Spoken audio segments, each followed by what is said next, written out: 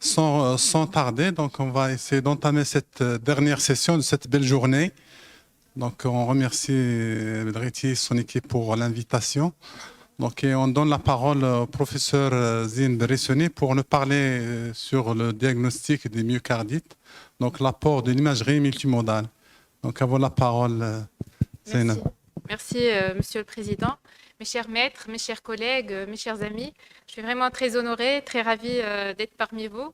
Je tiens à remercier le comité d'organisation et essentiellement mon ami Dr Bedriti de m'avoir invité 11e édition des journées Éco-Sud. Et toutes mes félicitations pour l'excellent travail qui est fait et tous mes voeux de succès pour la suite. On m'a demandé de traiter l'imagerie multimodale dans le diagnostic de la myocardite. Et si on veut définir en fait cette myocardite, dans la définition, comme vous le savez, elle est purement histologique. Donc, elle est définie comme étant une inflammation du myocarde, donc avec des infiltrats lymphocytaires, donc une nécrose myocytaire, en dehors de toute atteinte ischémique. Et en fait, le diagnostic va se reposer bien évidemment sur des critères histologiques, immunologiques, immunohistochimiques et des techniques d'imagerie. La prévalence de cette myocardite, elle est un peu mal connue, donc on ne l'estime pas facilement. Pourquoi? Parce que les symptômes ils sont assez disparates et on arrive rarement à faire le diagnostic de certitude qui n'est autre que la biopsie endomyocardique. Mais sur des séries autopsiques réalisées en post-mortem, donc chez des sujets jeunes avec une mort subite, on retrouve une incidence qui est assez forte, donc aux alentours donc, de 12%. Et donc tout ça pour dire que c'est une pathologie qui est loin d'être bénigne. Et si on veut parler un peu d'étiologie, c'est assez disparate aussi.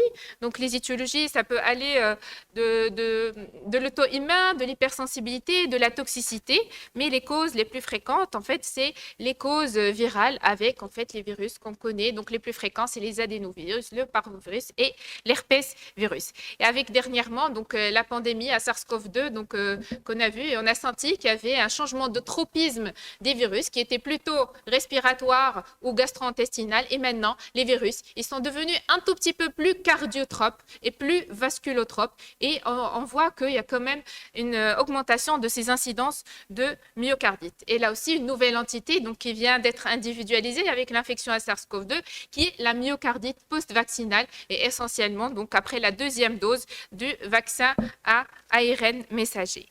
Et si on revient un peu aux bases, donc pour parler un peu physiopathologie, parce que ça va être vraiment à la base de la prise en charge de ces myocardites, quand on a une infiltration du virus du cardiomyocyte, ça va se solder par une inflammation donc, directe du myocarde, donc une myocardite.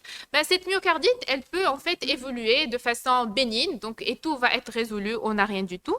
Dans 50% de cas, tout rentre dans l'ordre, mais dans 25% des cas, les patients gardent quand même une inflammation chronique qui va évoluer à bas bruit. On a tous entendu parler par le Covid lent, qui n'est autre que cette inflammation qui va persister et qui va très probablement donc évoluer vers une cardiomyopathie et on va récupérer notre patient à un stade assez tardif d'insuffisance cardiaque.